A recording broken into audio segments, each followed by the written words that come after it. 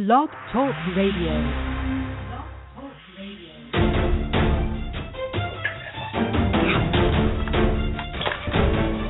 Are you curious of what may go bump in the night? Or shadowy secrets that may never come to light? Then tune in to Disclosure Now. I'm your host, the Pied Piper, co-hosted by Texas Rebel. Tune in and let's get real. Brought to you by the ENlightenment Evolution Network.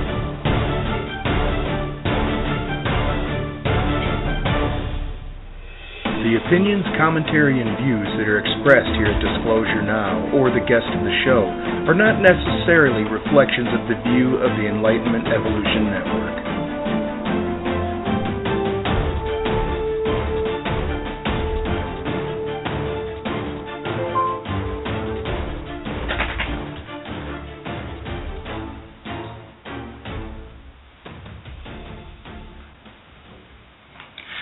Hello, thank you for tuning in to Disclosure Now. I am your host, the Pied Piper. Texas Rebel will not be with us tonight. Tonight we got a wonderful show. We're going to have David Chace on. He is an ET contactee. He's a researcher, and he's also an illustrator specializing in the study of alien beings. He's done this for over 20 years, and we're just waiting for him to come in, and we'll start that conversation. Right now I'd like to share something with you. I have a few special abduction stories that I find are very, very credible, and they're very interesting.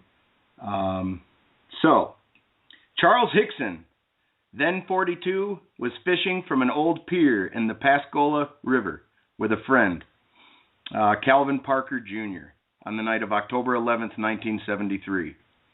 Hickson claimed that they heard a zipping sound. Basically, they were abducted by these robot-looking entities. They exited from the craft. Although they were gray humanoids just over 5 feet tall, they were otherwise of another type of reported craft. Each entity lacked a neck, exhibited only slits for eyes and mouth, had a nose and ears that were sharply pointed protrusions, which is very interesting because not very many abduction things are like that. Not very many entities that are explained in that manner. The men had apparently not been seen by people on the heavily traveled nearby highway, Randall 2001. There had been other UFO sightings in the area, including the night in question. The UFOs were variously described. One was like a helicopter object. Okay. Another is the Travis Walden story, which many of you are familiar with. And somebody that knows much more than that on the subject would be David. And at this point, I would like to introduce David Chace and start the conversation. How are you tonight, David? Can you hear me? Yes, I can. Very good. Well, I'm doing just fine. I'm glad we got the Skype thing figured out. Yes, sir. Absolutely. All right. So yeah, if you could just explain a little bit about yourself and what you do, and some of the things you've investigated. Okay. Well, I'm an illustrator. Basically, I talk to experiencers of people who have seen an alien or had some kind of abduction experience or a contact, or sometimes someone who's just had a vision during meditation. But basically anyone who can give me a description of what an alien being or UFO occupant or extraterrestrial looks like from their personal experience. And I guess I got started back in the early 90s or back in the late 80s. So in mid-80s, my dad took me to a lecture by Tom Gates of the Mutual UFO Network, and Tom Gates presented a bunch of information about UFO sightings, and then he closed his talk with the Barney and Betty Hill case. And I was fascinated with that because I thought, well, here's someone who's actually seen, he talked about Betty Hill as actually having seen an alien being. and I was interested in what an alien being would look like. And then, in '87, there was Communion and Intruders both came out, and in Communion, Whitley Strieber described the beings, the Greys and the little blue beings, and then Bud Hopkins' book Intruders had many illustrations of the Greys. And then in the early '90s, I actually discovered that there was a group, UFO Contact Center International, that was meeting within a short drive from my home. So I started attending the monthly meetings of Eileen Garut's group, UFO Contact Center International in Federal Way, Washington. And I met an experiencer named Garnett Doonan, and she described to me a light being that she was interacting with named Astartlia, and she also described reptilian beings. And I worked with Garnett over the next few years to do drawings of those beings, and I just started attending MUFON meetings and other UFO discussion groups, and started meeting a lot of experiencers and just drawing the beings that they've seen.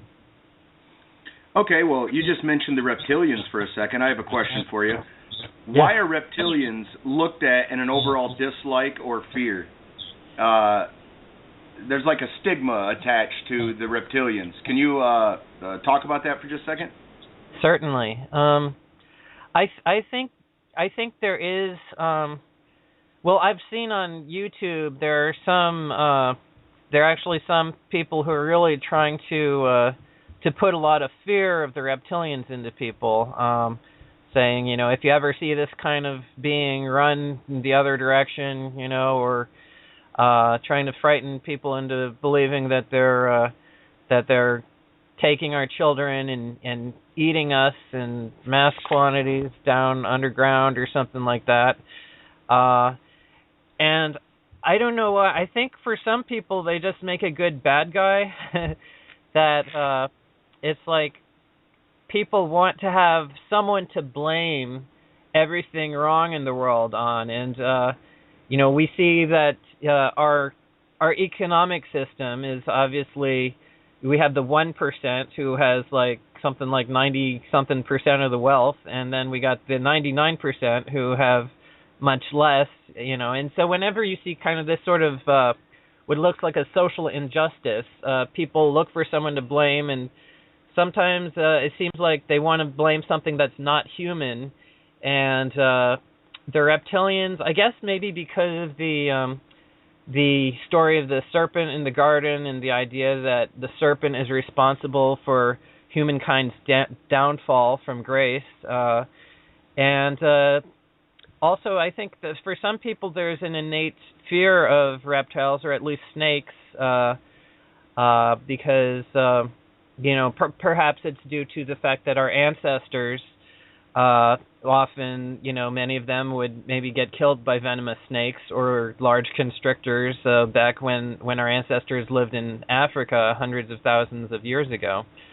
So there are a variety of reasons that the reptiles have been kind of vilified, but I think it's definitely something that I want to do something about, because they don't deserve the reputation that they've gotten. Right. Well, you mentioned Astaria. Am I saying that correctly? Astartlia, and we spell that. Yeah, I'll give you a spelling. Is Estartleah. Astartlia. Astartlia. So, can you tell us a little bit about Astartlia and what kind of an encounter that was? Yes. Okay. Astartlia is about 6.5 feet tall or so, but she actually levitates a few inches above the ground. I don't think Garnett's ever seen her walk on the ground, and so when she's levitating, she's more like 7 feet. That's how she looks, and. Back in the late 80s to the late 90s, for that whole period, Garnett and her daughters were having visitations from Astartlia and little sparkles of light and other beings connected with Astartlia. When Astartlia would come into the apartment, there would be a certain place where there would be kind of like a pastel-colored mist, a glowing mist of light with little sparkles would appear, and it would kind of swirl around, and then it would fade away, and then Astartlia would just float through into the room as if stepping out from behind a curtain or coming through a crack in the fabric of the air. And Astartlia is very elongated in appearance. For those who are familiar with what the tall grays look like, they have the very kind of pointed chin and or at least a sort of a narrow chin and slanted almond-shaped eyes. And Astartlia is very much like that, but more elongated than most of them. But she's not gray at all. She's kind of a very pale, almost a white, maybe just a touch of a fleshy color, and with hints of blue veins under the skin. But she glows from within with a bright white light. So she's always glowing, emitting light, and she has a beautiful blue iris with actually a blue vertical slit pupil in the center, and then her hair, which we think may be actually a wig, is kind of an Egyptian cut wig, like you've seen pictures of Cleopatra, which is kind of straight across the front, and then it hangs down on the side, and it's kind of a frizzy white. Looks like a wig, and then Astartlia wears kind of like a gown, like a soft gown that covers her body, and then her hands are visible, and the hands have 4 fingers with no thumb, and the fingers have kind of like a round pad at the tip of each finger. But apparently, because the way her fingers can bend, she doesn't actually need a thumb, and Garnet has felt in Astartlia's presence a feeling of unconditional love. That's very powerful, just feeling accepted and loved. So it's a very positive experience. And the question is, what is Astartlia's ancestry or relation? She has the vertical slit pupils, which is what people describe for the majority of the reptilians. And she has a nictitating membrane, which is like a second eyelid that various animals on Earth have. And, of course, some of the reptilians have been described as having this nictitating membrane as well. So it's possible she has a reptilian connection, although Garnet likes to think it might be more feline, which is also a possibility. But in any case, Astartlia is basically similar to a tall gray, but very, very benevolent feeling about her. Okay, well, you mentioned that she kind of came through some light and stuff. Now, is she an interdimensional being? I think it would be fair to call her an interdimensional being. Garnet's understanding is that actually when she comes through, she may be coming through this space colony that Garnet has been taken to before. So there's somewhere deep out in space, there's this space colony, which is it's just a multi-layered structure with domes and tubes and things look like buildings and hangar bays and so forth, and small saucers going in and out of it or docking with these tubes. And wherever that is, somewhere out in the galaxy or even in intergalactic space for all we know, with the interdimensional travel and whatever, distance may not mean anything to them. Astartlia seems to be able to come from wherever she comes and enter Garnet's apartment just like that. So I think it's fair to call that interdimensional.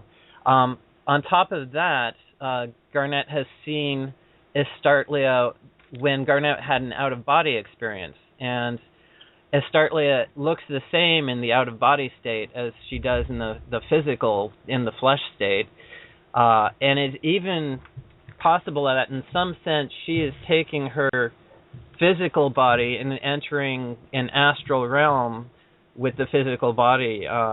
So that would definitely lend itself to the idea of her being interdimensional as well. But interdimensional is not an exact term. You know, it's kind of just a popular term we use to describe some of the capabilities that some of these beings seem to have. So, how many total? Yes, how many total? Basically, stories have you collected, and off the eyewitness, how many illustrations have you done? I could not count. I know that about a year ago, I actually went through and made a list of the names of people I knew who had seen reptilians, and I came up with a list of over 50 names. And of course, my research is largely focused on the reptilians because that's the type of being that I'm most interested in. Visually, I think they're far more interesting than the Greys. The Greys are pretty plain looking by comparison. They're just a simple humanoid with, just plain gray skin and whatnot. The reptilians have scales, they have coloration, they have musculature and bone structures. They're very, very interesting to look at. And so over 50 cases of people who've seen reptilians, and by this point it's probably another couple of dozen. I've met dozens and dozens of people who've seen Greys or hybrids or other kinds of beings. So a lot. Okay. Well, I have another question here, but I wanted to state this real quick. When I'm talking, we can hear it on your side. So what I'm going to do is I'm going to mute you, and then after I ask a question, give it like 3 seconds, and then give your response if that's fine. Okay. I can mute myself too. I have a mute button, so I can do that while you're speaking as well. Okay. Yeah. Go ahead and do that then. But I guess my next question was going to be, since you've done so many, what's the commonalities between the contactee reports or the patterns that you have found over time that fit together and give you some sort of clue what's actually happening? Well, the commonalities, basically I'm finding the same stuff Bud Hopkins was finding, at least as far as, hybridization seems to be a major factor that particularly with the Greys, they're interested in basically creating hybrids. So women are seemingly impregnated for a period of anywhere from a couple weeks to a couple months, and then the fetus is taken. That's one of the patterns. The experiences tend to happen during missing time. They may have a conscious sighting of an entity, and then there's a period of missing time, or they may simply have a period of missing time. But with the reptilians, I find, I guess the most common things that I'm finding are the descriptions of the reptilians. Very often people will describe the reptilian as being about 7 feet tall. They'll say the color is maybe a dark greenish gray or greenish brown color, and it'll have a ridge down the forehead, muscular build, claws or talons on the fingers, some webbing between the fingers. It'll have either something like a turtle shell or breastplate covering the chest, or in other cases it'll have wide horizontal scales like the ventral scales on a snake's belly. And some cases it has a tail, some cases it doesn't. So as well as commonalities, there's also variations. But definitely among the descriptions, there are a lot of common features reported. Okay. Well, you mentioned something there, 2 things. You mentioned the missing time, which would refer to, basically, which could be time travel. And what do you think of that? Do you think they're time? Obviously, they can manipulate our minds, and that's another thing I wanted to ask you about. When they project this feeling of love and unconditional benevolence, could that be a ruse? Well, that's an excellent question. To address that issue of the feeling of love, And I'm going to have to say that I leave it to each individual experiencer to determine for themselves, based on their own examination of their feelings and their experience and their memories, whether they believe that was genuine or whether it was a ruse. And certainly Bud Hopkins, he talked about a case in which a woman was lying on a table, and they were doing some kind of uncomfortable procedure to her, and she became upset, and apparently they do not like to work on people when you get too upset or uncomfortable. So then this tall being comes over to her and stares into her eyes, or puts that hand on her head, and then she feels this feeling of unconditional love. She loves this being incredibly, and she feels the love from the being, and then she calms down, and then the being walks away, and then she starts to get uncomfortable again, and starts to get upset, and then the being comes back and repeats the whole thing, and that leads you to think that it's something of it's just a trick to calm the person in order so that they can work on them. I have a friend named Bridget who was back in the early 90s, was interacting with a reptilian that she nicknamed Captain. Captain's about 7.5 feet tall.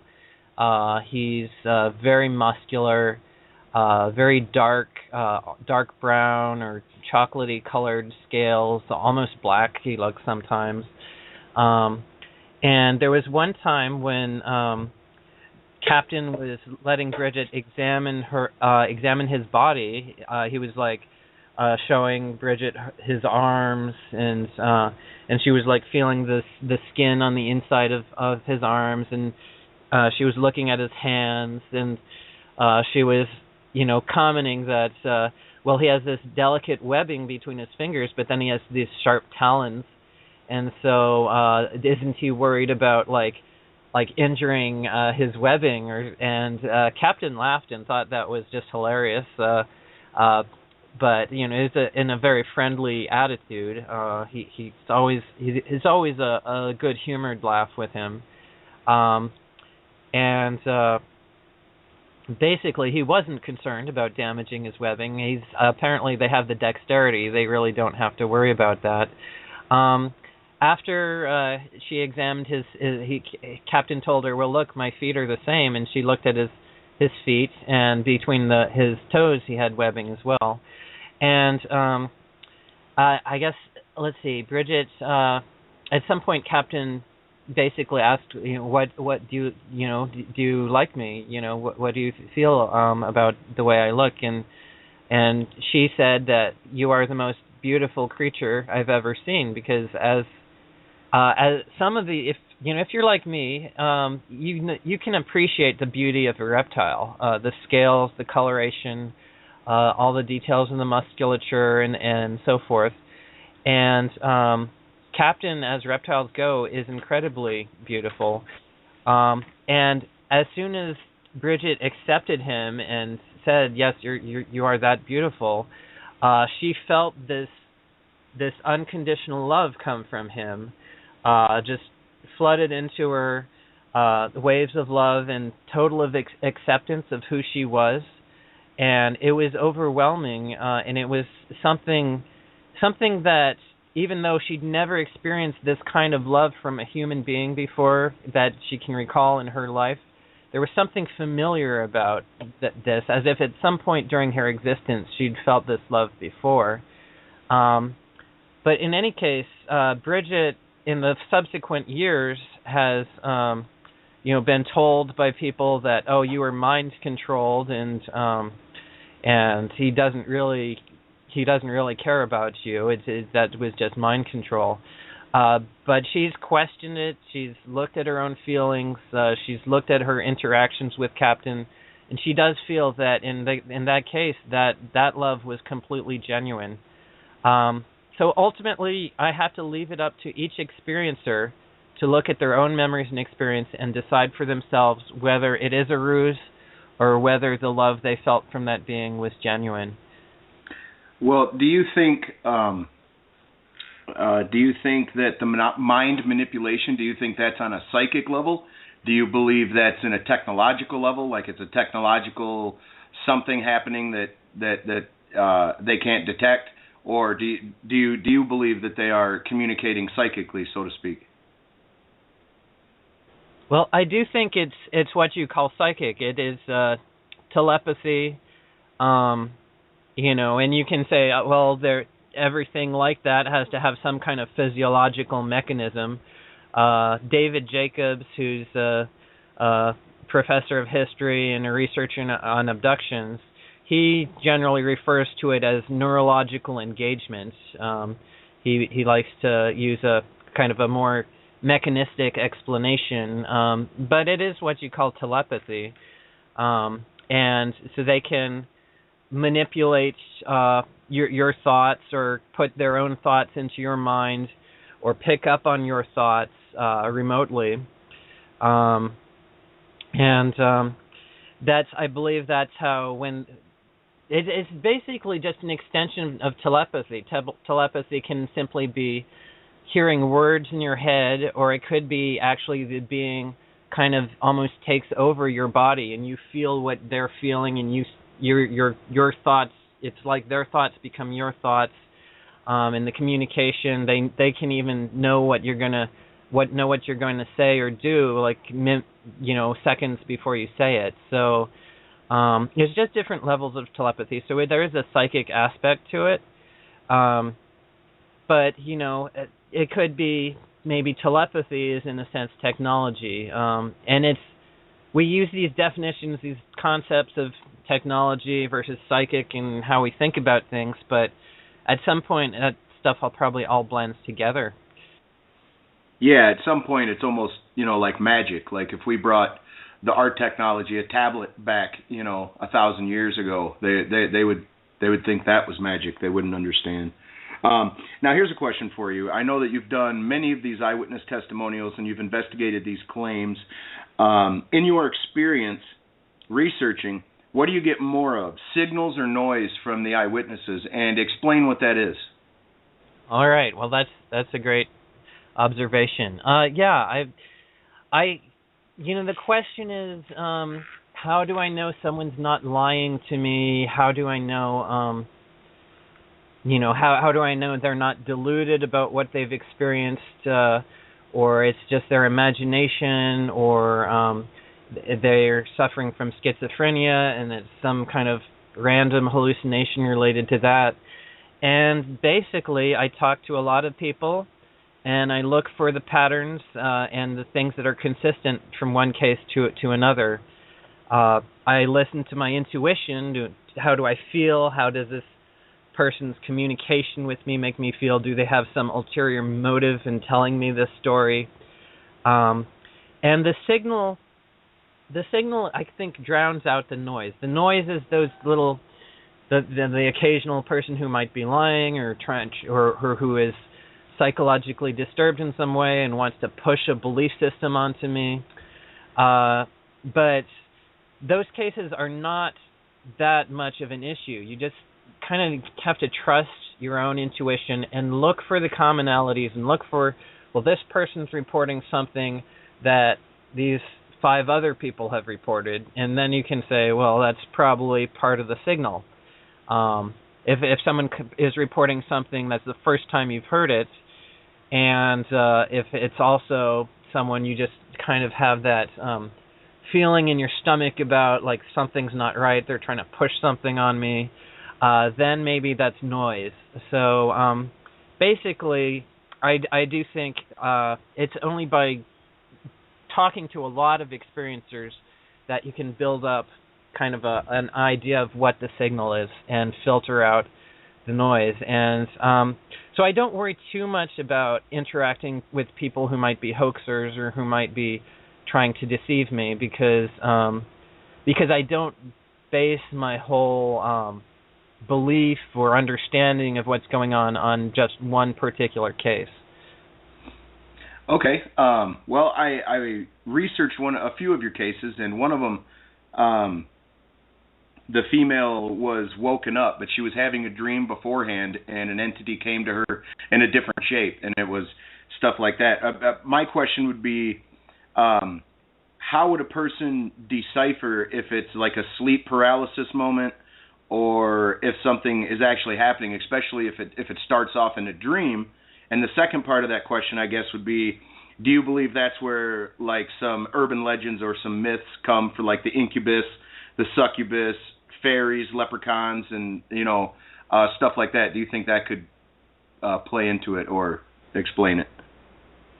Yeah, well, the question about what we call sleep paralysis or hypnopompic or hypnagogic hallucinations or hypnopompic dreams, that's an important question, and that's certainly the main thing the skeptics, debunkers, use to explain away all close encounter and abduction cases, as they talk about, well, this person had a sleep paralysis experience, and then maybe they talk to a hypnotherapist who somehow created a false memory based on their ideas and the sleep paralysis experience. And that is something that needs to be looked at. Is there are certainly parallels between sleep paralysis and the what we call the standard bedroom visitation that often is the onset of an abduction experience. I myself had a sleep paralysis experience when I was in college back in 1992. I was lying in my bed one afternoon. I looked at the mirror, which was on the back of the door next to the foot of my bed, and in the mirror I saw. Basically, the mirror would have been showing me what was across from me on the other side of the room next to my desk. And standing in front of my desk in the mirror, I saw the reflection of a roughly 6 foot tall shadow person. It was basically looked like simply a humanoid figure shaped like a man. It wasn't wearing a hat or a hood or anything like that. The face, I was studying the face to try to see, are there eyes, are there features? No, it would just look like smudges of charcoal on black construction paper. It was just almost featureless. And so I was thinking, okay, is this an alien that has just abducted me and is returning me? And if it's an alien, why doesn't it look like a gray? Because certainly at that point in the early 90s, I was reading Whitley Strieber's and David Jacobs' books, so I was certainly familiar with what an abduction is supposed to look like in that sense. So I tried to turn to face the being, and at that point I discovered, wait, I'm paralyzed. My body is not turning. I can't move. And at that point I got scared because, okay, there's a strange being apparently standing in the room with me, and I'm unable to move. It seemed like a few moments passed, and I discovered, okay, I can move.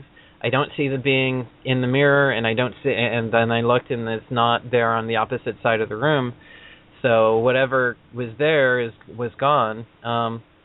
And, to this day, I do believe that's connected with the dream state in some way. It's like the sleep paralysis is explained basically as when your brain shuts your body off from moving. And that's because when we're in a dream, if you actually got up and physically acted out what you were doing in the dream, you would be liable to hurt yourself.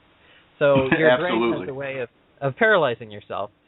And so and then the idea is then you can see dream imagery superimposed over waking consciousness. However, I've talked to people who've had out-of-body travel and so forth, and they find that the sleep paralysis state is actually a perfect state to enter into, from which to leave their body, and it is kind of a gateway to paranormal experiences. So I'm not going to say that shadow being I saw was just a figment of my imagination. It could be that state is one in which we are able to perceive non-physical beings that we don't ordinarily perceive. And it's just the brain's mechanism for doing that is the same mechanism that generates hallucinations and dream imagery. You can think about these things in more than one way. But certainly throughout history there have been stories of the incubus and the succubus, and some of these may have been culturally filtered abduction experiences, and they just came out in terms of what the people could think of at the time, which would be like a demon, because we didn't have a concept really of extraterrestrials back then. But certainly people did believe in demons and spirits and so forth. Okay, well, I'll share something with you. I never thought that a dream state could explain anything that would be reality-based, but I had this dream where I've been into UFOs for a very long time, watched hundreds of lectures. Anything about it, I can watch something that would bore the pants off of some people, but I get into it. And anyway, I had this dream. Outside my bedroom window, there is a overhang for a porch, and I can climb out there and stargaze some nights when it's warm. And I had this dream that my brother and I were sitting out there, and we saw these orbs in the sky. And I start pointing at them, and I'm like, "That is awesome!" And we're talking, and I turn to my brother, and I keep talking, and his eyes get big, and he dives in the window. And I turn up and look, and they're getting really close, really, really close. And I'm paralyzed for a second. I can't jump in the window, and that's all I want to do. And then I feel like a rubber band, like it's around my chest, and it stretches, and right about the time it feels like it's going to snap, I propel towards this light, and I get absorbed into the light, and I'm still traveling, and I can feel myself moving, and I end up like looking at, and this could completely be a dream, but I'm floating around this solar system. It's not a galaxy. It's not that big. It's a solar system, and I'm around this planet, and this light is talking to me, and I'm watching all these other big lights. They look like motherships, and they start to fade out, and there's these other different colored lights, and this light is telling me that we've been at war, we're dying, this and that, and then I get returned back to the port, or the overhang that we're standing on, and my brother's still standing next to me, and then basically I wake up. But anyway, that's a strange dream. It felt very vivid to me, but that's on a side note. I guess my next question for you would be, what is morphic resonance? Can you explain that to us? Yes. Before I get into morphic resonance, I do want to comment on that dream. The dreams that experiencers have, and of course some of us don't know that we're experiencers, are very important because they are clues to the interactions that we're having that may not be accessible to our conscious memory. In the Barney and Betty Hill case, they had the period of missing time after seeing the UFO over the road, and Barney remembers seeing the beings through the windows of the UFO. But in the years afterward, before they actually went on regression and got recall of what happened on board the craft, they had vivid dreams of actually being taken on board, and those dreams were basically clues to what was buried in their subconscious. So any kind of dream, especially if it's a very vivid dream, and if you have a recurring dream, certainly that may be a clue, is definitely important. So whatever the case, keep an open mind about exactly what that dream was and what it means for you. Yes, go ahead. Before we get into morphic resonance, real quick, I had one other one I'd like to get your opinion on. I went to sleep one night regularly, no problem.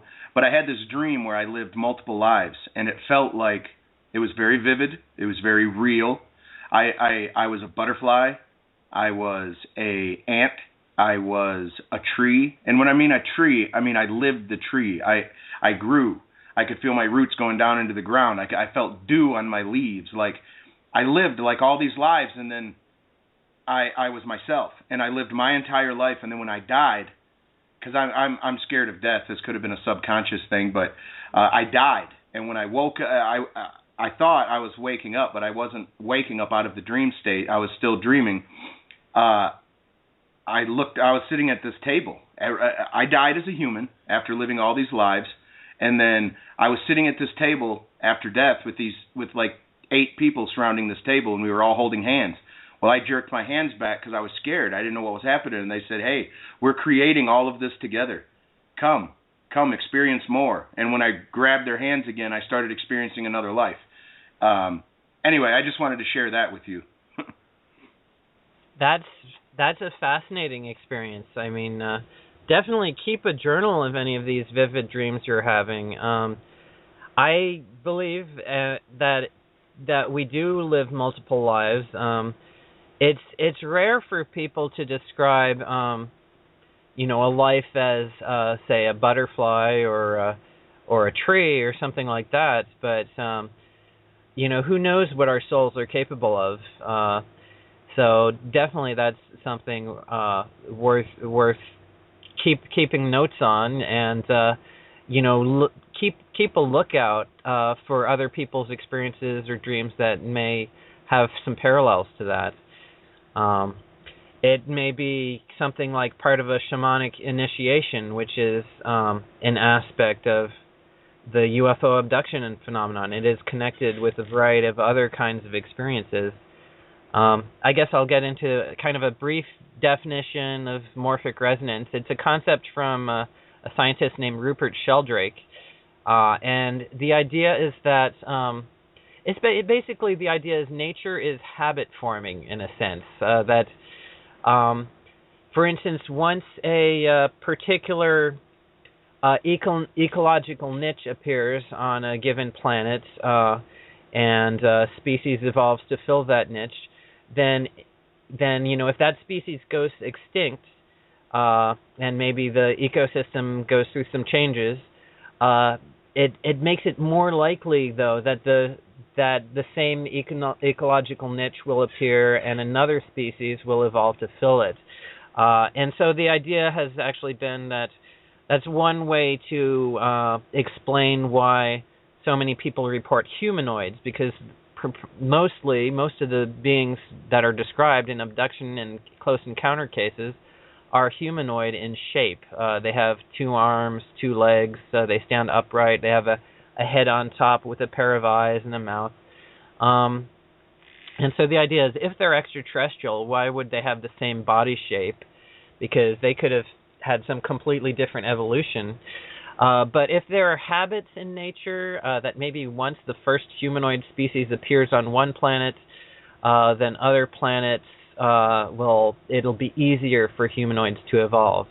That's one idea. That's the basic idea of morphic resonance, and probably if you read some of Rupert Sheldrake's books, he could give you a more detailed explanation of it.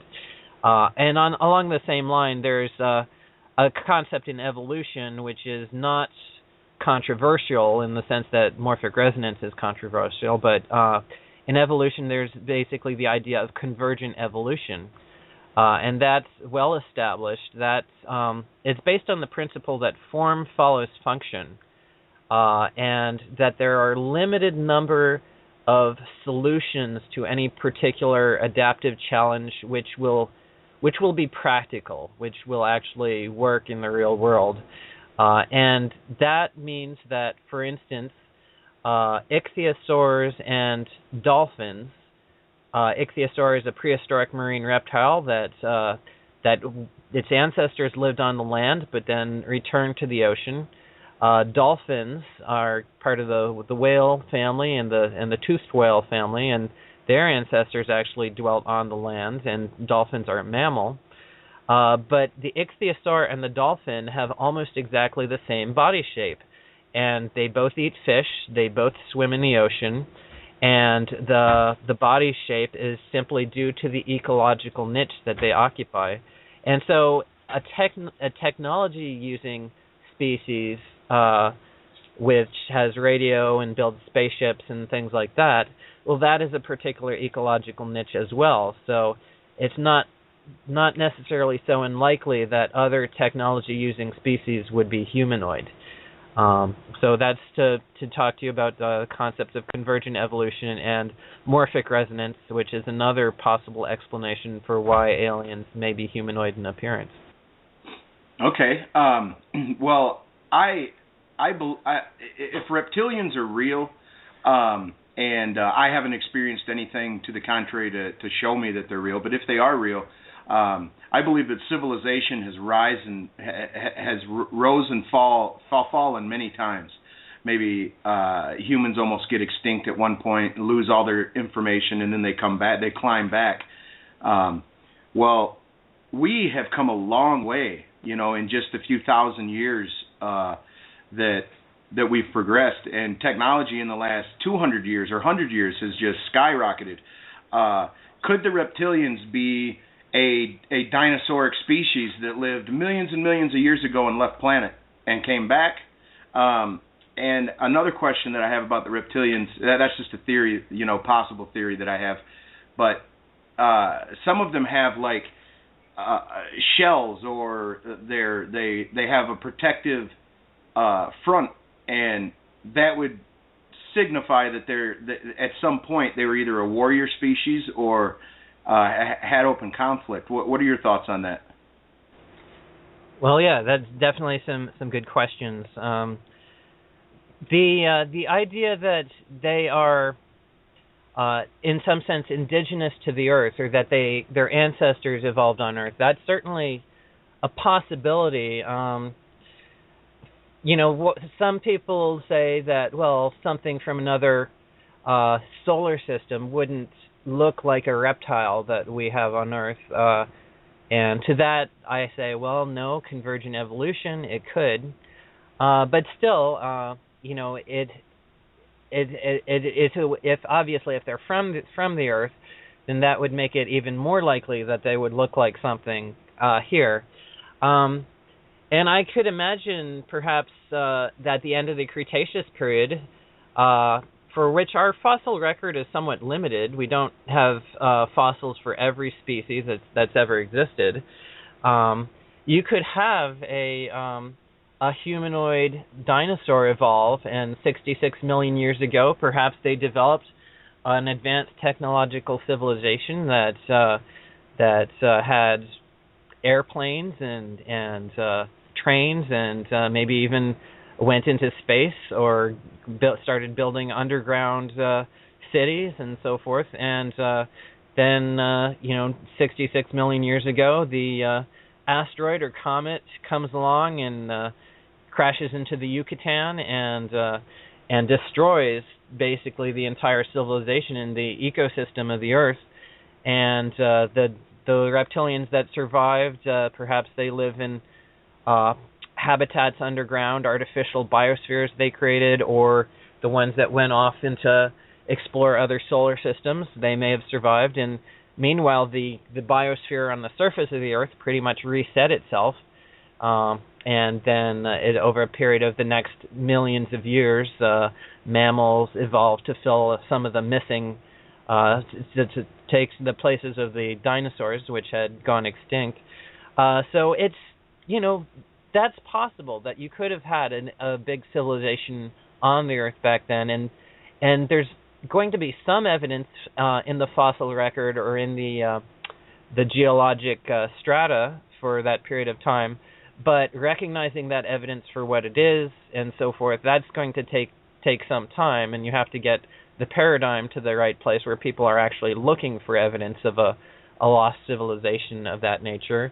Another possibility is maybe this happened in a parallel timeline, in the sense that the many worlds interpretation of quantum mechanics describes how you can have all these parallel histories happening simultaneously, and in one history, maybe the dinosaurs never went extinct, and a species of dinosaur evolved into intelligence. And if their technology is advanced enough, maybe they've discovered a way to travel interdimensionally into other timelines, and they've tunneled into our reality. So they could be from a parallel Earth where the dinosaurs never went extinct to begin with. Some of the information that has come, actually, the reptilians have told people that we did evolve on the Earth, or that we live underground, and so those are actually things people have been told in some of the contact experiences with the reptilians, which is, why we need to explore some of these theories. And I'm sorry, was there another question you wished me to address? Oh, the warrior ancestry aspect. Yes. Yes, with the hard shells and stuff. Yes, absolutely. Definitely. Well, the reptilians basically have three types of chests that have been described to me, as far as the scales and so forth. Predominantly three main variations. There's just small scales on the chest in some cases, like the skin on the arms or the legs. It's the same sort of small, maybe marbly scales, or beaded texture in some of them. In others, they have these wide, what we call a ventral plate or ventral scale, that are similar to what you find on the belly of a snake. And it's just basically wide horizontal scales that give just kind of the appearance almost of horizontal ridges. And those may provide some measure of protection, a little more than just the small scales. But then you have the others that actually have what you would call a breastplate or a plastron, which looks like the shell of a turtle. And it's just like almost a hard, solid piece that covers the chest. But clearly it's made of the same kind of keratin skin covering as the rest of the scales, and it may even have bone structure underneath. So that kind of protection may suggest that they have a history of aggression, and that they need that body armor to protect themselves. And certainly they've told people that, in some cases, well, we are of warrior ancestry.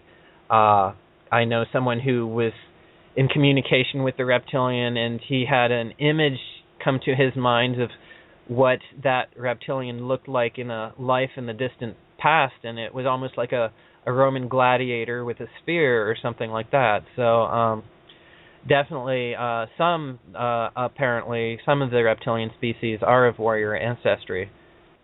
I have a question for you. You've studied the reptilians, so I guarantee you're going to know more about this than I do, but I believe it's Rwanda or somewhere in Africa. There's a holy man or a healer, and he has information about the reptilians. Is that correct? I don't know, Mubambu, or I can't say the name correctly. Credo Mutwa, and he was yes. He was go ahead. Okay. Shall I continue? Credo Mutwa was an experiencer. He had encounters with the Greys. He worked with John Mack in the 90s, and he spoke to David Icke, who we know for the reptilian conspiracy theories. But yeah, he talked about a race of humanoid reptilian called the Chitauri or Chitauri, which are a reptilian humanoid that reportedly lives under the ground in Africa. And that's just another reference to the possibility of them being natives of the earth in some sense and living here with us. Okay. I have my next question for you is actually basically a three-parter, but they all go together. You'll be able to flow through the question. Some people, see, what I find very interesting is that even if some of these tales or some of these experiences are in the mind of the subject, like it never physically happened, something still very, very interesting happened, because some people are forever changed by these experiences, even on an emotional level and on a spiritual level. And when you answer this question, can you explain to us what a starseed and a soul group is?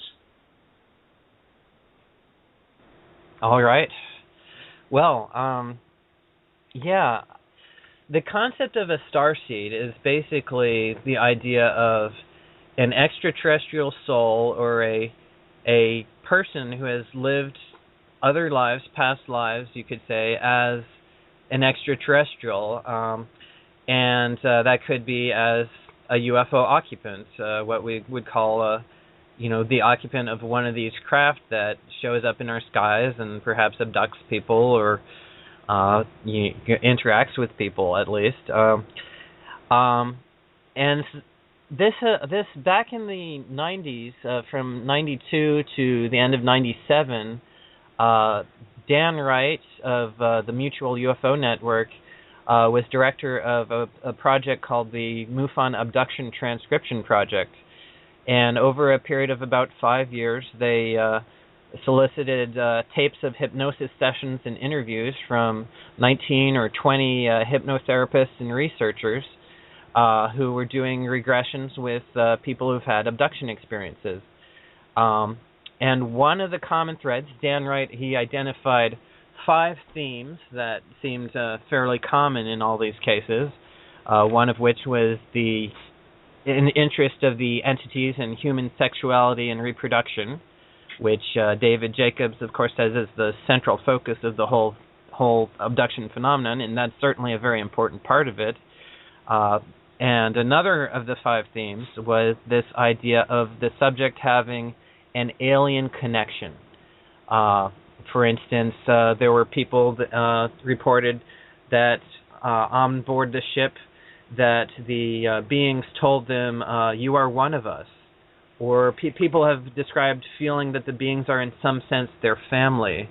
Or a deep sense that somehow I'm working with these beings in some other existence that's in some way parallel to this, or that people have come forward with past life memories, remembering being one of these kinds of alien beings. That's the idea of what a starseed is. And of course, there were even cases in which people remembered, for instance, they're picked up on board a craft, and then under hypnosis they're asked to say, okay, well, look at your own body, and they discover, oh my goodness, the body I'm in now is not my human body, it's the same kind of bodies that these beings have. So somehow their consciousness is either transferred to this body or on board the craft, maybe the craft moves interdimensionally and they shapeshift and become one of these kinds of beings. But there is definitely an alien connection that some experiencers have, which is what could be called in New Age terminology a starseed connection. And I consider myself a starseed, although I don't have any unambiguous memories of a UFO experience. It's just a feeling for me that I've always been, since the late 80s, have been drawn to this subject and have felt, when I hear stories about the Greys and reptilians and so forth, and when I see the drawings, there's just a sense of profound awe and familiarity, and like that's home. So for that reason, I consider myself a starseed. And of course, if I ever get regressed and then do recall a past life experience or something along that nature, then I'll have to question, is that just my imagination creating this because I've been so familiar with it through my research and so forth. And that's just one thing I may have to deal with at some point in the future. Right on. Yeah. So all these different ETs, do you have a number, or is it per case? Like I know that some people have seen multiple ETs because they've gone to a craft or they've gone to a city. But how many different ETs do you believe are out there, or at least, I mean, that's a vast distance, but how about here, visiting here, the different kinds you've dealt with? How many variations on species have you physically dealt with in eyewitness testimony? Well, that is an excellent question, and that question is kind of the whole focus of my research, in a sense, that I remember back in the early 90s, and back when I was reading Communion and Intruders and David Jacobs' book Secret Life, I was thinking, well, maybe there's, maybe about 5 different species of aliens that are visiting the Earth, and you have your Greys and your maybe a hybrid species and your Nordics and a reptilian species and a little stocky blue being or something like that. Whitley Strieber described those stocky blue ones. But then I realized after interviewing people, talking to people about what they saw, getting details of their descriptions, I found that, well, yes, the Greys I saw, they had a hand with 5 fingers, and they had maybe little claws or something like that. And then this other person will describe, well, no, the Greys I saw, they had 4 fingers and no thumb and little bulbs on the tip of the fingers. Or the other person would say the Greys had 3 fingers and a thumb and very long dexterous fingers. So I was getting so many variations of what we had, what I had previously assumed was one species. That is clear, in humans, all humans you see on Earth, unless there's some kind of genetic deformity or birth defect or something, they're all going to have 5 well-formed fingers in the same configuration. But there are so many variations in terms of what people describe for the UFO occupants that based on our concept of species, you have to say, well, there are many species of Greys. The Greys are not just one species. Same with the reptilians, with the insectoids. There are many, many variations of what people call an insectoid, or the majority of which are described as resembling a praying mantis. So I'm going to have to say dozens and dozens and dozens of different species, and we don't even know if our concept of species applies to these beings because they are masters of genetic engineering. Ken Bacon is an abductee who has actually said that he believes some of these reptilian beings may actually tailor-make the genetics and the body for a particular soul who is going to inhabit that body for its lifetime. So you may have designer bodies for some of these reptilians. So it's almost as if each individual reptilian is its own species. So there are going to be a lot of different species. But what we do see is enough commonality that we kind of pigeonhole them, in a sense, into major categories. Your Greys, your human-looking ones, mostly described as Nordic-looking, your reptilians, and your insectoids. Those are what I would call the 4 main categories, and then there's several other categories as well.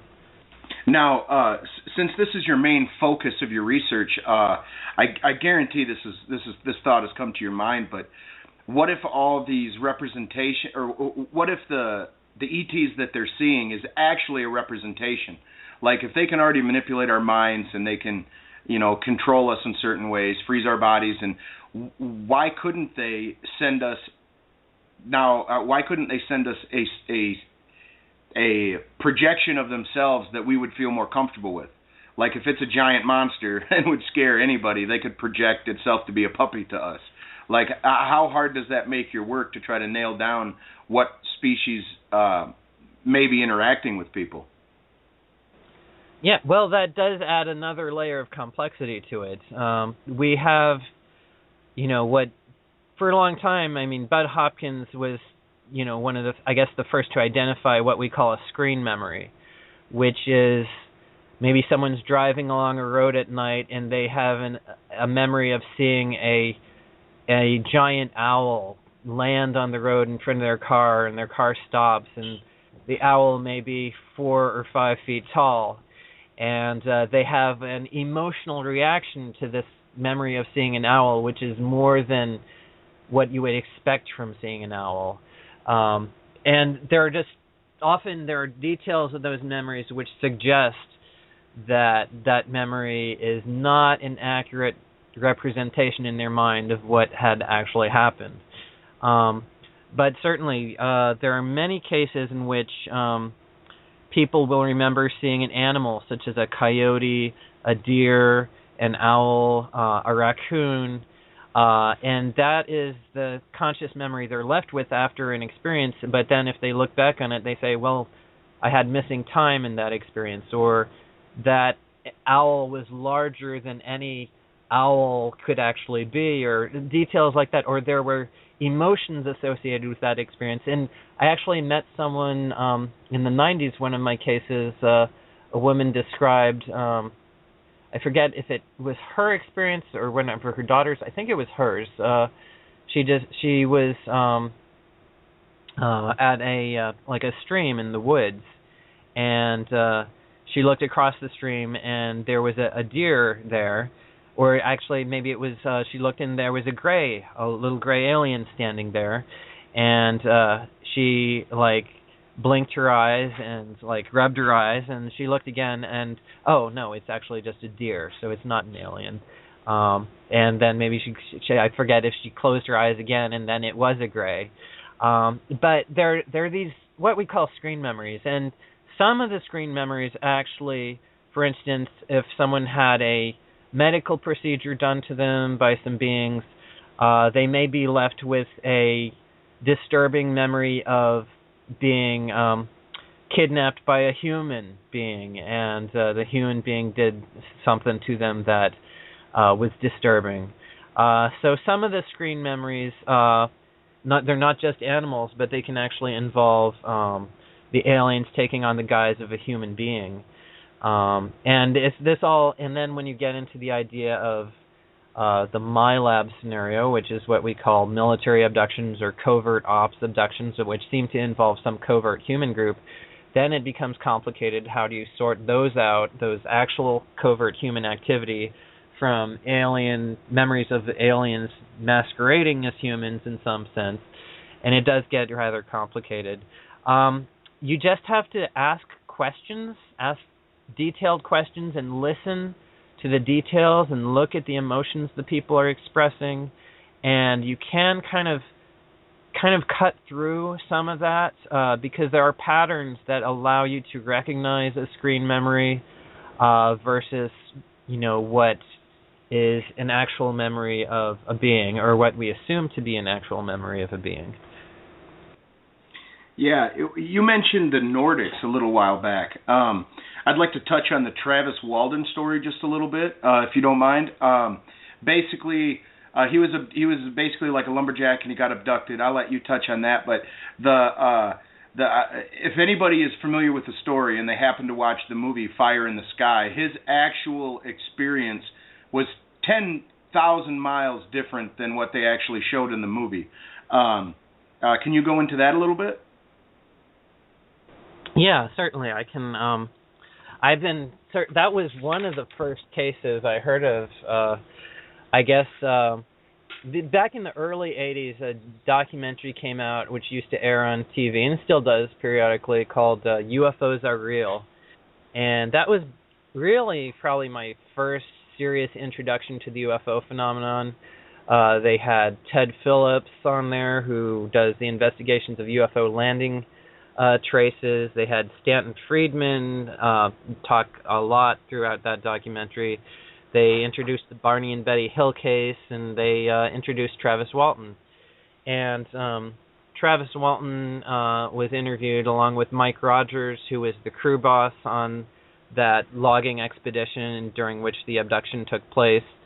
Mike Rogers happens to be an excellent artist and painter, and did depictions of the aliens. And I remember seeing that depiction, Mike Rogers painting, along with Travis Walton's description of his experience, and I was just in awe, and I was just fascinated by that. But basically what happened, there's 7 men. Travis was one of them. Mike Rogers was another. They were driving home from work. It was, I guess the sun had just gone down or was going down, and they saw a light in the trees, and they thought maybe it was a forest fire. As they approached it, they saw, oh no, it's actually a craft, a flying saucer, hovering in the trees. Travis Walton hopped out of the pickup truck and approached the craft. He said just because he believed it was going to fly away quickly, and he wanted to get a closer look at it before that happened. And as he got closer to it, he realized that it wasn't flying away. And so the other men were shouting for him to return to the truck, and so then the craft started to move and make a loud noise, and so Travis got a little scared and said, "Okay, I'm gonna make a break for it and head back to the truck." And at that point, he stood up and turned to start running back to the truck, but before he could even do that, there was a bolt of light or energy, and he was thrown back through the air and knocked unconscious. And the other men thought that he had been killed, and they drove off. And when they returned, Travis, not long afterwards, Travis was gone, the craft was gone, and Travis was missing for 5 days.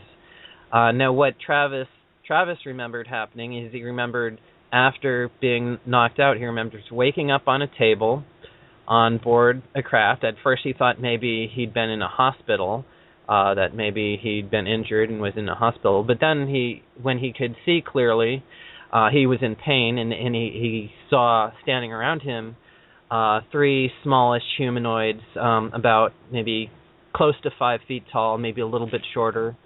And they were, some people have described them as the Greys, but in Travis Walton's description and Mike Rogers' paintings, they're more of a whitish color, very fetus-like, large eyes.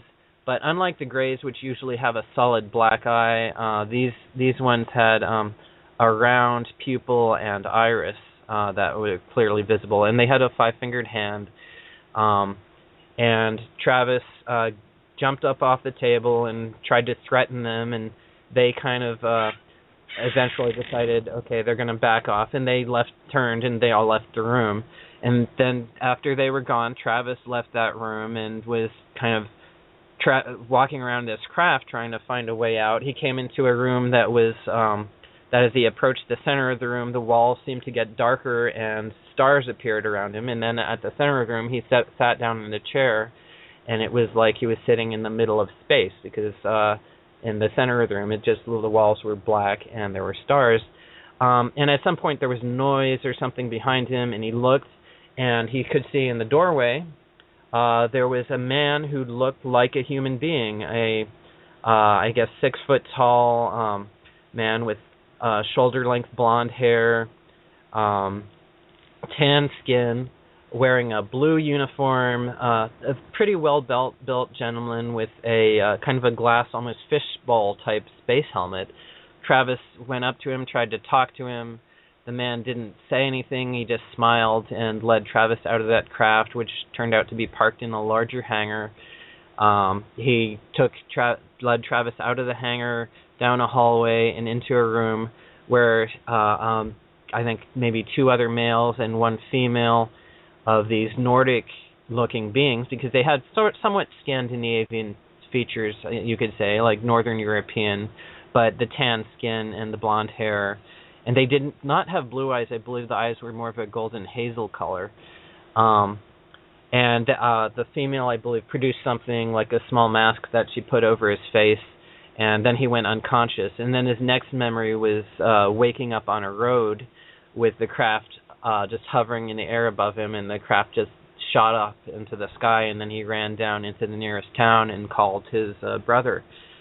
But that's the basics of Travis Walton's experience. And so there was the small humanoids, which were fetus-like, somewhat resembling a gray.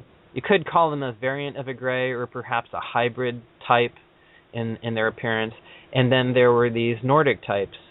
And then I've talked to other people who've seen Nordics. Sometimes, in one case, they said they were from the Andromeda system, which the witness took to mean the Andromeda galaxy, M31. And in another case, they were supposedly based on a planet called Gregorius in the Pleiades. But the Nordics often are 6 to 7 feet tall, even a little taller sometimes. Sometimes they have fair skin, very light skin, blonde hair. I think in the cases that I was working with, they were more of a tan skin, kind of like the ones Travis saw, but very mesmerizing, beautiful eyes, very kind of gentle demeanor, and a friendly experience. Yeah. my top 10 list, would be the Travis Walden case, the Allagash, the Barney and Betty Hill. There's a few others that I really like. Have you heard of the? It happened in the woods, in the Aerojet, Sacramento, California. Donald Trump. Do you know that case where he was supposedly in the woods and they tried to abduct him and he fought them off? He was in a tree. Have you ever heard of that? Let's see. Is it Cisco Grove? Is that the one? No. This is a obscure UFO case. It's just one that I really like. But basically, all of these I find to be very credible. The Barney and Betty Hill one. Travis Walden especially, I mean, they thought they killed Travis and dumped him in the woods, and the sheriff started an investigation. All that stuff right there lends, great credibility to it. But the Allagash abductions, have you studied that case, and can you describe those ETs that I believe the Wiener brothers experienced? Yeah, Jack and Jim Wiener. Chuck Rack and Charlie Foltz. They were artists. They were just hiking and camping in the Allagash and canoeing, which is a wilderness area in northern Maine. And I believe it was 1976. And they saw they built a huge bonfire on the shore so that they would have a means, because the night was very dark. And they needed a way, after they went out onto the lake, to find their way back to the shore. So I guess they were going to go out and do some fishing and some canoeing. And they saw a light in the sky, which they saw I guess it got a little closer, and it was like a sphere with kind of a roiling plasma appearance to it. And one of them, I forget which one, actually tried signaling it with their flashlight, and then it seemed to respond, and then it started coming closer toward them, and then they all got scared and they started paddling away as quickly as they could, but then they realized it was actually coming close to them faster than they were going to be able to get away, and it shone a light down on them. And I think at that point they had missing time, although they didn't realize they had missing time until they got back to the shore and the campfire was out. And they had built this campfire to last several hours, and it just was down to embers. So I'm familiar. Basically, it was Raymond Fowler who did the investigation. He's also done the famous case of Betty Andreessen Luca, the Andreessen affair and the Watchers. Since the four of them were artists, they produced a lot of great drawings from their memories of what the different beings looked like, which looked somewhat like a gray or somewhat insectoid. And there've been speculation as to whether maybe it was some kind of gray wearing a suit that gave it a more exoskeletal type appearance. But that's definitely a fascinating case, and it has four separate witnesses to it. Who were hypnotically regressed separately from each other. So it definitely has a lot of credibility. And some of these stories actually have somewhat proof or somewhat evidence, like Betty Hill. She experienced, they told her they were going to be giving her a pregnancy test, and it was before hospitals actually you did that, a way to do a pregnancy test with a needle in the abdomen. If I'm recalling that correctly. Also, they gave her a star map. She saw a star map. Can you touch on this somewhat? Yeah. Well, the star map was, I guess she was. Maybe they were waiting for the beings to finish up with Barney's procedures, so she had a chance to just kind of talk to the one that she called the leader, and they were having, Betty and the leader were having a conversation, and so she told him, well, I know you're not from around here, so can you show me where are you from? And he opened up the wall, and in the wall was like what I guess I don't know if it was something he pulled out or something she just looked in and saw, but it was like seeing a three-dimensional map of stars with lines connecting some of them. There were heavy lines and then broken lines, and that the heavier lines were supposed to be like regular trade routes, and then the broken lines were like expeditions or something like that. And basically, she looked at the map and she told him, well, I know I've heard that there are 9 planets, and and the leader was asking her, well, where can in order for you to understand where I'm from, you have to tell me where are you on this map. And she told him, well, I don't know. I don't recognize anything on this map. And so he put the map away and said, well, I can't explain where I'm from then. Later on, an amateur astronomer named Marjorie Fish created a 3-dimensional map of stars using beads on strings. And after a whole lot of effort looking at the map from different angles, eventually narrowing it down to just the stars that were most sun-like and most likely to have planets, Earth-like planets anyway, she produced a near match of the map that had been drawn by Betty Hill. Now,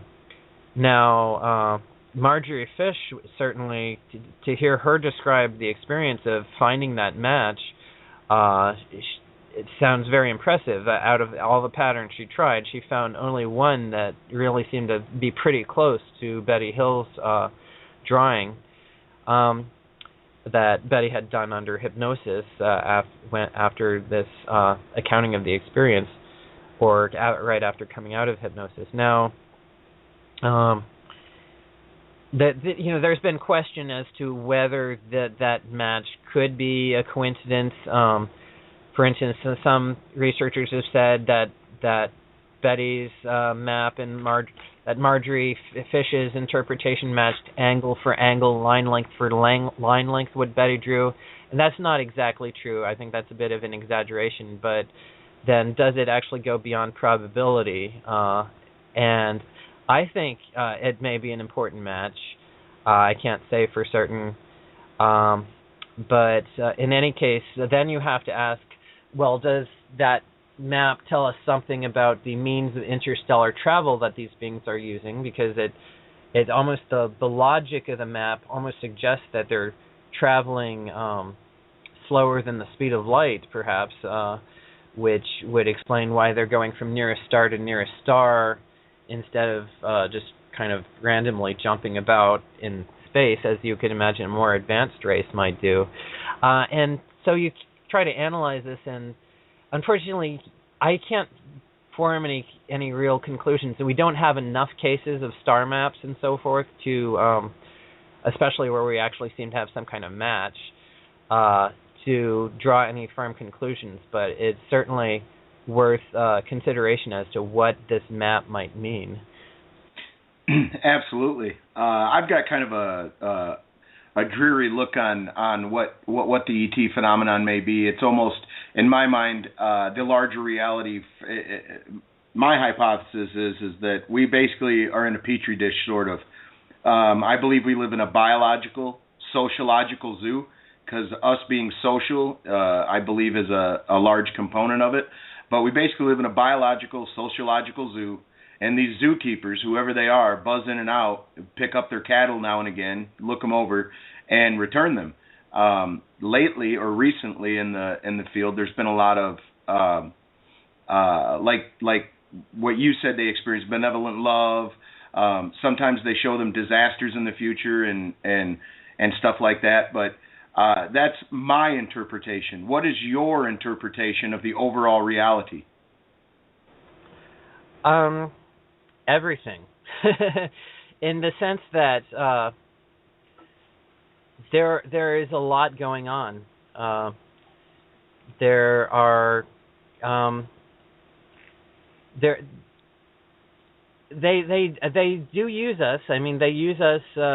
You could call it we're almost like a wildlife preserve that they harvest for genetic material. You could call it like a zoo or a farm in some sense, but I don't think it's like they're harming us. It's more like a symbiotic relationship. Obviously there is individual psychological harm to people who have to deal with traumatic memories as a result of these abductions and so forth. But that doesn't mean there's a hostile intent towards us. It's kind of a very complex picture. Are we coming up on a break? Yeah, we're coming up real soon. I have to. If you'd like to take an 8-minute break right now, I'll play the announcements that are coming up. How would that do? That would be great. I need to freshen up. I'll be back in a moment. All righty. This is going to be some fabulous announcements coming up on the EEN Network. Hi, this is Karen Newman from the show About Oneness, and here's what's coming up on the Enlightenment Evolution Networks 1 and 2, starting on Monday, October 27th, until Sunday, November the 2nd. Simply put, Rob Gauthier, founder of the EEN and the host of the show that started it all, the Enlightenment Evolution Hour, has put together the greatest metaphysical radio network ever. 7 days a week, we have shows that will aid you on your path to enlightenment, evolution, and ascension. On EEN1, Mondays at 6:30 p.m. Pacific Standard Time, 9:30 p.m. Eastern Standard Time is Heart to Heart Talk Radio with your host, Daniel Scranton. Join Daniel and his featured guests discussing a wide variety of metaphysical topics. Daniel channels the Creators, the Hathors, Ophelia the Fairy, and Archangel Michael, and the latest, the Unicorn Collective. Daniel and his guests will take phone calls and questions, and it's sure to generate high-frequency discussions. You can find more about Daniel at his website, danielscranton.com, and also on Facebook. Go to the Events tab on Daniel's website to learn more about Daniel's upcoming events.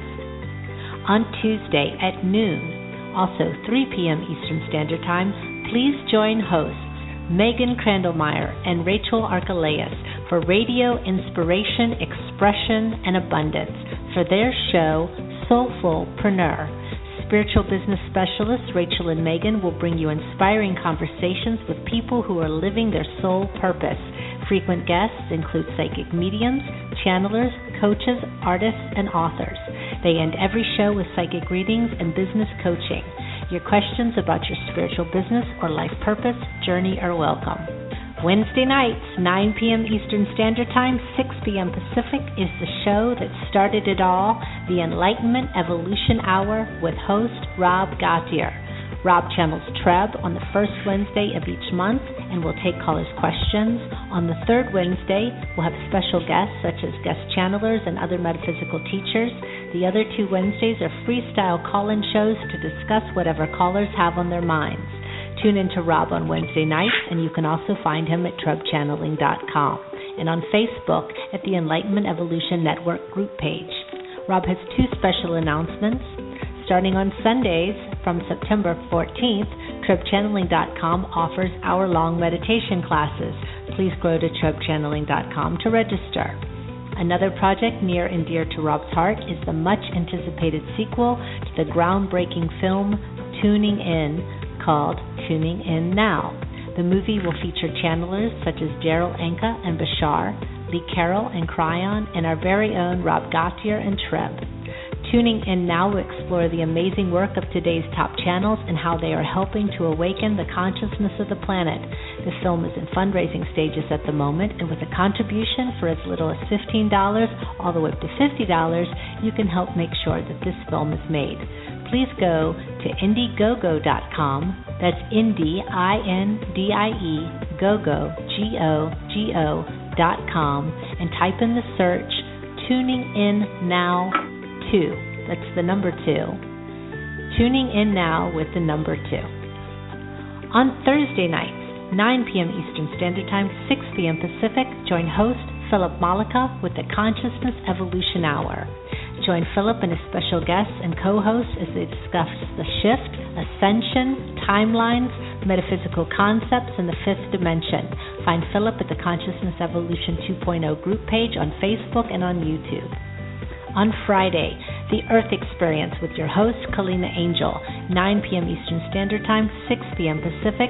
The Earth Experience explores our soul's expansion through our human experience on Earth. Kalina will help you to navigate and expand through the exciting confusions that we are manifesting as new 5D beings. On Sundays, 2 p.m. Eastern Standard Time, 11 a.m. Pacific, join me for my show, About Oneness. About Oneness is a weekly radio program focused on celebrating the ongoing conscious awakening of our planet and our realization of oneness. My guest on November the 2nd is Robert Atkinson, author of Mystic Journey, Getting to the Heart of Your Soul's Journey. Robert Atkinson is a PhD and an internationally recognized authority in helping people to tell their life stories. He is the author of 8 books, professor of human development and religious studies, and the director of the Life Story Center at the University of Southern Maine. He will be live taking callers' questions. If you would like to learn more about my upcoming guests, as well as see many videos of channelings and teachings, you can go to aboutoneness.com. On the Enlightenment Evolution Network 2, join host Victoria Vives every Tuesday at 9 p.m. Eastern Standard Time, 6 p.m. Pacific, hosting Earth Sky People Radio, your bridge between heaven and earth. Subjects will include planet Earth becoming part of an intergalactic society, star seeds and extraterrestrial life, living in oneness with one another with Mother Earth and with life beyond the Earth, the Interstellar Alliance, also known as the Galactic Federation of Life, music, frequency and sound healing, question and answer interviews, shamanism, ancestral wisdom and the star nations, self-sustainative and regenerative living, and much, much more. Please go to victoriavives.com/radio, where she has details about the show and the network. Victoria's guest on the 28th of October is Core Love, the man that's had 300 near-death experiences. On Saturday evenings, 9 p.m. Eastern Standard Time, 6 p.m. Pacific, the Pied Piper and Texas Rebel hosting the show, Disclosure Now. Disclosure Now is the On the Edge of Our Seats show that covers all topics of disclosure, from the world's most famous and obscure UFO cases to cryptozoology, conspiracies, and all things that go bump in the night. Pied Piper started his journey in Michigan in 1993 as a preteen seeing Bigfoot and never could get enough in investigating all things paranormal. Texas Rebel is a wild Texas man who loves the same journey and has studied these things for years. Join them as they cover all things in the human experience that just cannot be answered by anyone. Starting on Sunday, November the 2nd at 4 p.m. Eastern Standard Time, 1 p.m. Pacific, The Resonance Intention, hosted by Neil and Sol Gar. The Resonance Intention show is dedicated to all things frequency and vibration. They showcase conscious musicians who infuse frequency into their music and have set out to uplift and raise the vibration of humanity through their music. They will have in-depth conversations with various artists about their passions, purpose, and personal journey that led them to where they are now. Additionally, they will routinely feature guests discussing the topics of free energy technology and the quantum modalities and technologies that are now coming into existence. The Resonance Intention is a platform for artists, musicians, and inventors to increase awareness of their personal approach in order to contribute to the paradigm shift we are currently within. And remember, you never have to miss any show on the Enlightenment Evolution Network 1 or 2. All shows are available to listen to again immediately after they air on playback. All right, back to the show. All right, ladies and gentlemen, you've been tuning in to Disclosure Now, and tonight we have a special guest, David Chace, who is a contactee researcher and illustrator. David, my next question would be, I guess, for you to plug. If somebody has a very interesting contactee type situation, can they reach out to you? How do they reach out to you? And what are the upcoming events that you have going on soon? All right. Well, there's nothing definitive right now as far as the near future. I do expect that I will be at Experiencers Speak, the 4th annual Experiencers Speak in Maine next September, I believe, if they follow the pattern of the past 3 years. But that's that's almost a year away. Periodically I do interviews and so forth, so there'll be more of these. Nothing really to plug right now. I guess I do want to revisit the subject of missing time and time manipulation. Absolutely. I will discuss that. The missing time is more of missing time. I think we understand fairly well just from all the research of how abductees describe this under hypnosis of when they've recovered the memories, and it's you don't need to have any ability to control time itself or to manipulate space-time or whatever in order to explain missing time. That is more of the kind of the psychological or psychic, even, as it seems to be a telepathic mechanism, manipulation of the mind of the experiencer that leads to the experience of missing time. Now, basically, missing time is remembered as continuous. For instance, someone may be sitting in the woods and they think that 5 minutes has gone by, but when they look at their watch, they realize it's been 2 hours, and they just can't explain it. But they don't remember a gap or anything like that. It's just they remember time as being continuous, but somehow the more time has passed than should have. Now, after regression, what they will recall was that they had typically an abduction experience. They saw a craft or a being and were taken aboard, had a whole series of procedures, and then were returned to their normal environment. In some cases, the beings who take them actually will manipulate their body to put them in exactly the same position that their body was in at the moment of onset of the missing time experience. And then the beings leave, the craft leaves, and within a few seconds, they simply forget everything that went on during the past 2 hours, say. And it's as if they take and their mind will return to the same thought that they were thinking at the onset of the experience. And so, after the fact, they just remember. They may remember seeing a UFO, and then the UFO seems to leave, and then they look at their watch, and suddenly 2 hours are missing. So it's like they kind of seamlessly stitch together the memory from the beginning of the experience to the end of it. So that is a manipulation of the experiencer's mind.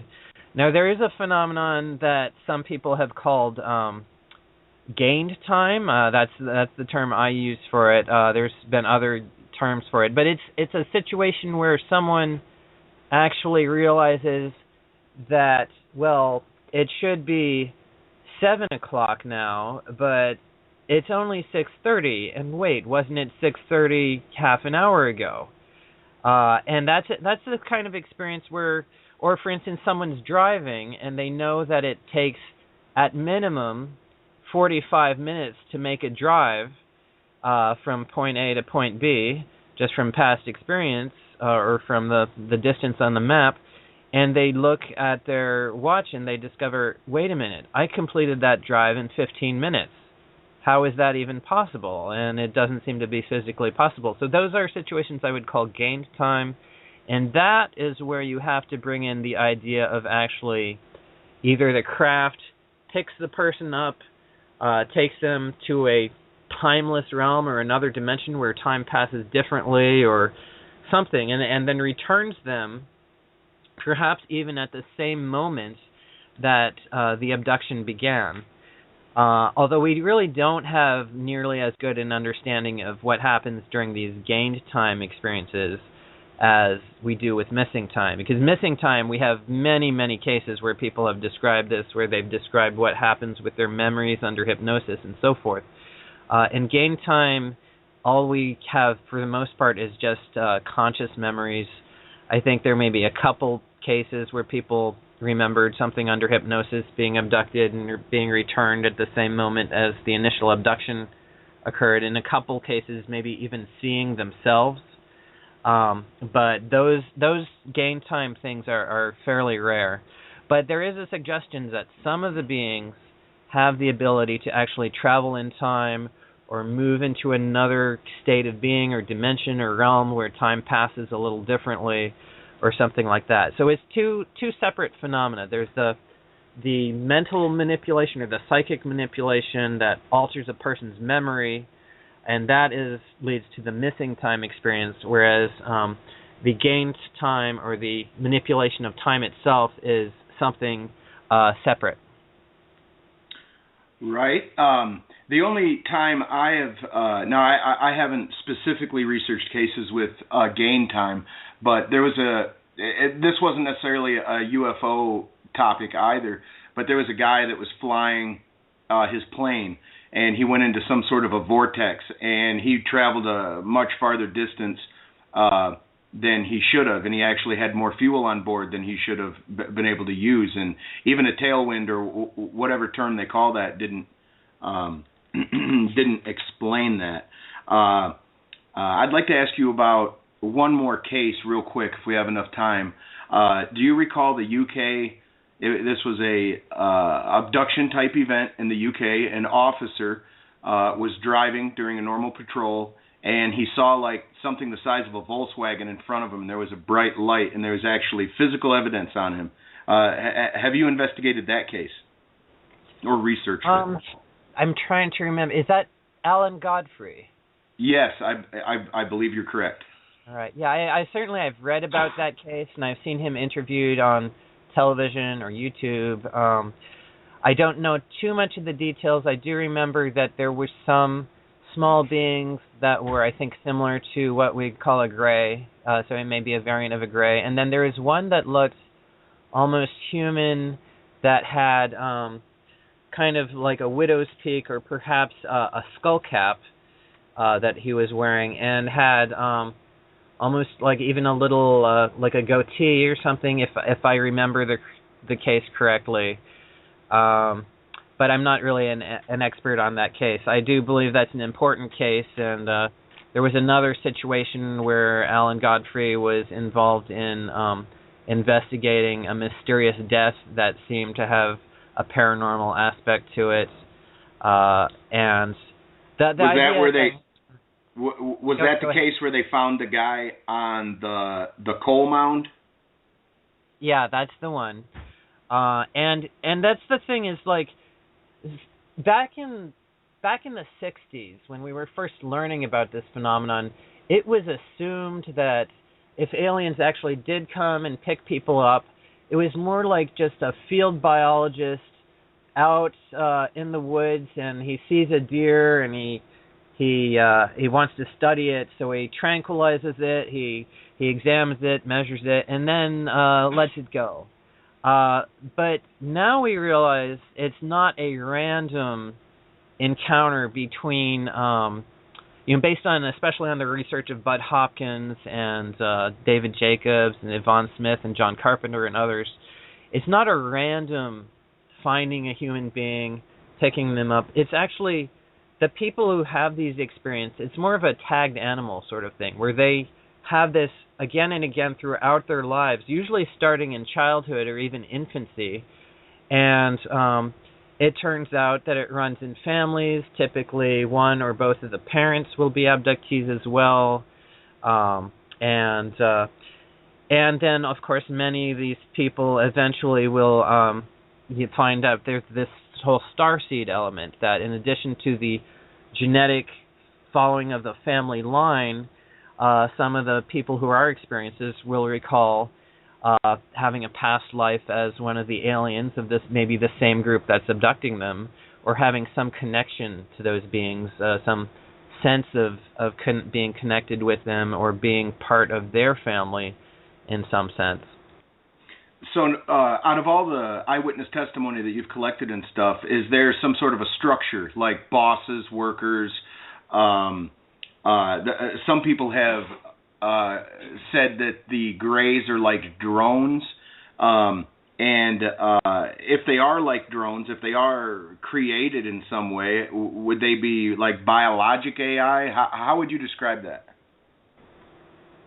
Well, that's a great observation. The grays are, in my opinion, there are many kinds of grays. Some of them, for instance, there are beings that resemble grays, but on close inspection, you find they have small scales. They may have vertical slit pupils and a yellow iris. So those beings might be a gray reptilian hybrid, or they may be a species of gray that is in some sense descended from a reptilian species. You may have other grays that are much more human-like. Some people believe they are actually human fetuses that have been artificially gestated and brought to maturity while they still retain somewhat fetus-like proportions. Bill McDonald, a researcher in California, called them the neonates. Basically, they are a developmentally modified human being, and that one of the workforce of these neonates is actually being manufactured from human beings in the abduction phenomenon. And then you may have the possibility, it's been suggested, some are from a parallel reality or time travelers from our future that are a modified, evolved form of human that have taken on these fetal-type proportions, and that could happen through a process called neoteny or heterochrony, where the genes which control the timing of development have changed.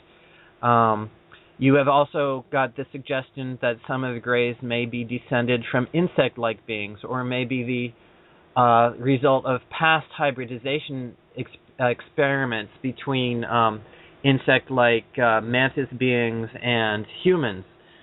So I think the grays are many things. The small workers, in some cases, yes, they do seem to be specifically engineered for the role that they serve as workers, and they do seem biological, though. They don't seem there are exceptions. That some seem actually like robots. I know of a case where one was actually described as like kind of a perfect little mechanical with silvery metallic appearance robot. But for the most part, I think they're a biological entity.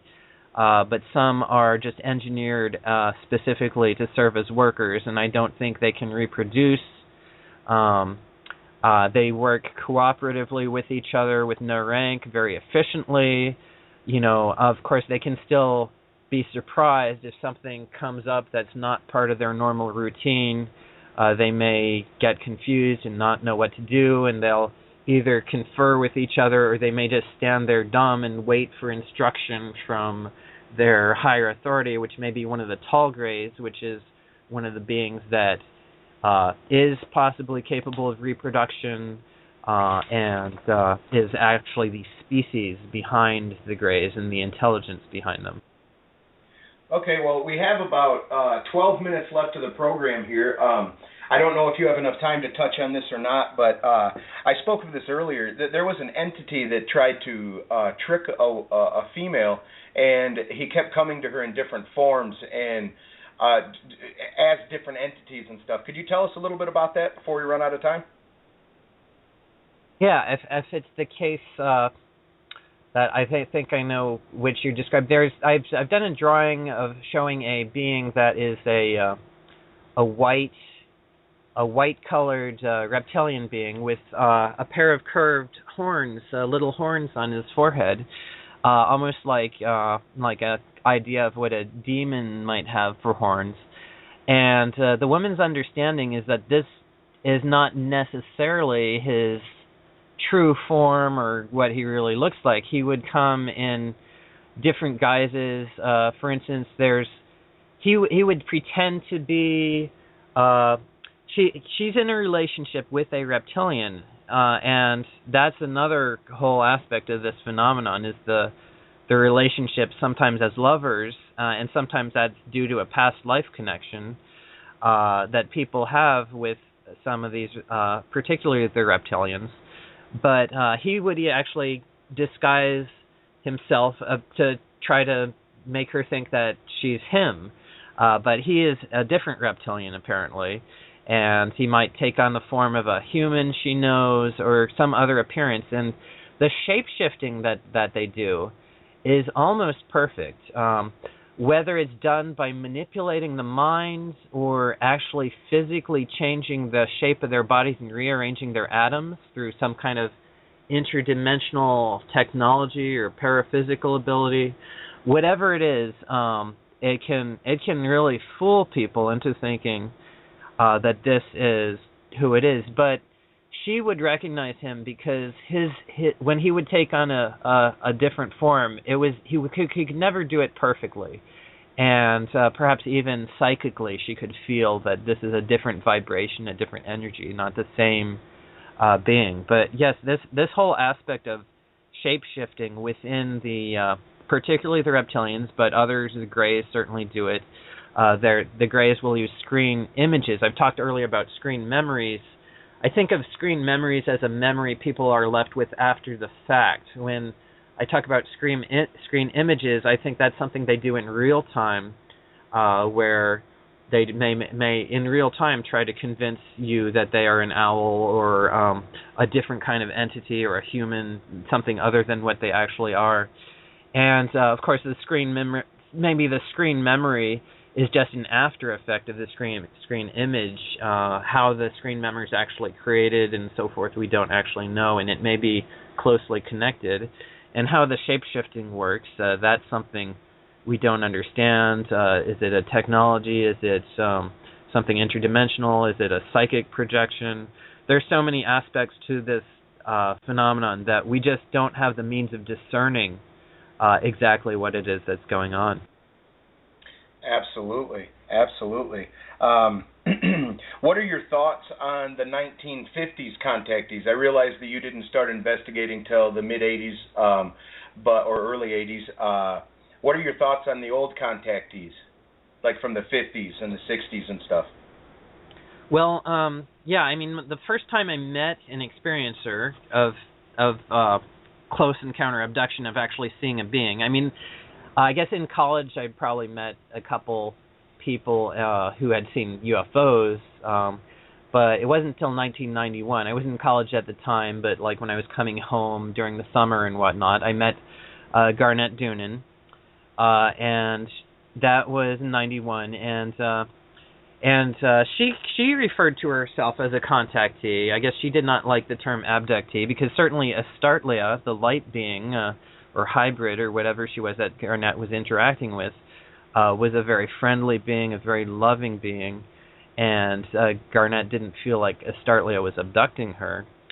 But there has been this whole debate over the term contactee versus abductee, because contactee kind of became a bad word for a while, particularly in the 80s and the early 90s, when the abduction researchers like David Jacobs and Bud Hopkins were trying to distinguish themselves from the old contactee cases. Now, in the 50s, we had cases of people like George Adamski, Daniel Fry, George Van Tassel, and I hope I'm getting all those names correct. There were several of them who would go to places like, for instance, there was the Giant Rock in California, where they would hold little UFO conferences, and you know, I may be combining some of these different contactees together in this kind of short version of it, but basically they made pretty far out claims about benevolent space brothers coming and wanting to discourage us from the nuclear wars, that we were always developing nuclear weaponry. And some of these cases, in my opinion, may have genuinely been actual contact with extraterrestrials, or whatever you call these beings, interdimensionals, time travelers, whatever they are. For instance, like these Nordic type beings, or maybe beings who are taking on or presenting the appearance of Nordics just to convey their message. And some of these cases may have been hoaxes. But I guess it made it, just the claims and the way the contactees presented themselves made it difficult for certainly a lot of people, more scientifically minded people, to take them seriously. And so for a long time, the abduction researchers felt like this was kind of a burden that they had to get out from under the perception of alien contact as being kind of hokey and whatnot. So my opinion is that some of those cases may have been genuine, some were probably hoaxes, but I would have to defer to people like Jerome Clark and the late Richard Hall, who did a lot of investigations of those people. Excellent, excellent. Well, David, you've been very knowledgeable on this subject. I'm glad I had you on. You've been a great guest. Is there any other parting messages you may want to give anybody that may be listening? Maybe, I don't know if you continue to take eyewitness testimony or not, but if there's any way anybody could get a hold of you or pass messages along, you go ahead and say that now. Yes, all right. Well, for the most part, my social media experience is limited to Facebook. And I'm on Facebook. You can find me, let's see, my page is just facebook.com/David W. Chace. Remember, Chace is actually C-H-A-C-E, not C-H-A-S-E. A lot of people mistake that. And then there is a page that I help manage. Actually, my friend Bridget, who I talked about earlier, she had the contact in the 1990s with the reptilian she nicknamed Captain. So Bridget and I together, we manage a page called Positive Reptilian Contact on Facebook, which is just facebook.com/Positive Reptilian Contact. And you could probably find me through either of those avenues. If you go onto YouTube and you just type in David Chace, again, C-H-A-C-E, and David Chace UFO, you can find some of my presentations. You can find my Experiencers Speak presentation that I did in September of this year when I was in Maine, which I go through several illustrations showing pretty much what all the main types of aliens are. You can find interviews that Brenda Astorino did with me last summer, 2013, and some little videos showing some of my drawings. So that's basically how to get in touch with me.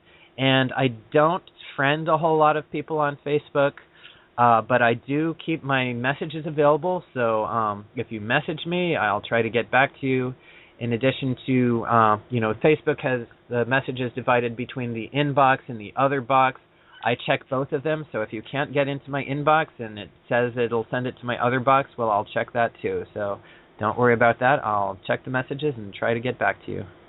All right, that's excellent. Well, you've all been tuning in to Disclosure Now. I was your host, the Pied Piper, and we had a guest on tonight named David Chace, and he's a contactee researcher and illustrator specializing in the study of alien beings. We are glad to have you on, and everyone, you have a good night.